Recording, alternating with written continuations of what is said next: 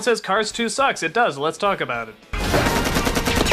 Well, you all know what I thought of the first Cars film, and heck, even people who like the first film know that they can't like the second one because, good God, why would anyone make a sequel to this one? I mean, it's just the stupidest goddamn concept, and yet they still made a sequel! My point is that if you thought the first film didn't have much of a premise, this one is definitely running on fumes. The story, or as best I can follow, it's surprisingly kinda complicated.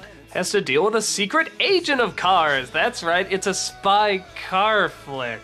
There's some sort of evil corporation that wants to keep cars running on gasoline instead of some sort of other new energy-safe fuel. That's right, so it's an environmentally safe spy car. The tow truck played by Larry the Cable Guy gets confused for a spy, so he has to go in and try to figure out what this evil corporation is up to. They find out that the corporation is rigging races, that's right, to fool people into still using gasoline instead of the energy-safe stuff. Yeah, remember how he said in WALL-E they had sort of a subtle environmental message and then they hammered it on the head just a little too much? This is a fucking jackhammer on the head. Even Captain Planet is coming in saying this is not subtle enough. But anyway, the tow truck keeps getting by, fooling the other people into thinking he's a super spy, even if he's not entirely aware of it himself. They think it's all just a show, that he's just playing stupid to convince the enemy that he really is stupid, when in actuality, he really is stupid. A cute concept, but yeah, I've seen this a few times before too.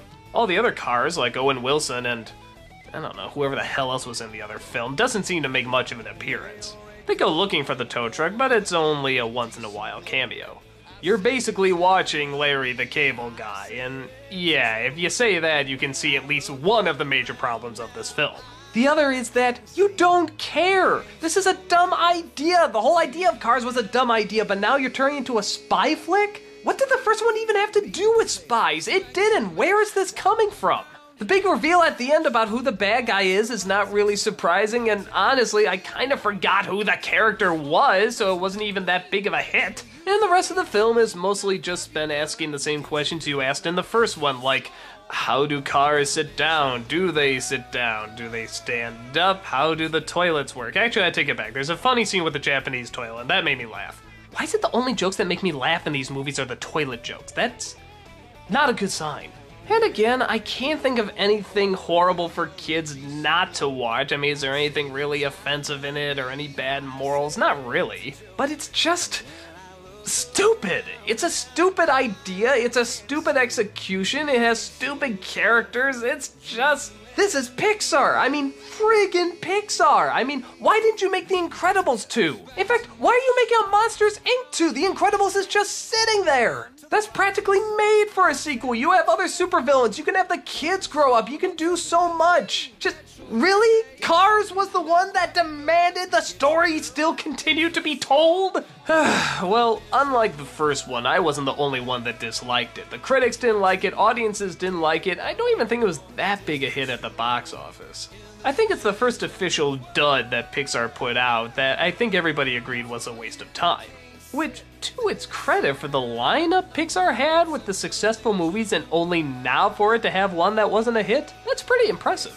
But I think most people can clearly see why it wasn't a hit. It's not a good idea for a sequel, in my opinion. It wasn't even a good idea for a first movie. The character and stories don't warrant interest. At the most, it's a bunch of pretty images to keep your toddler quiet. And I don't think that's what people expect when they hear the name Pixar. I mean, it's nothing like the worst movie I've ever seen or anything, but I didn't see the point in it existing, and I don't think anyone else did either. But hey, could Pixar pull themselves out of the mud and make a big hit once again? Next movie.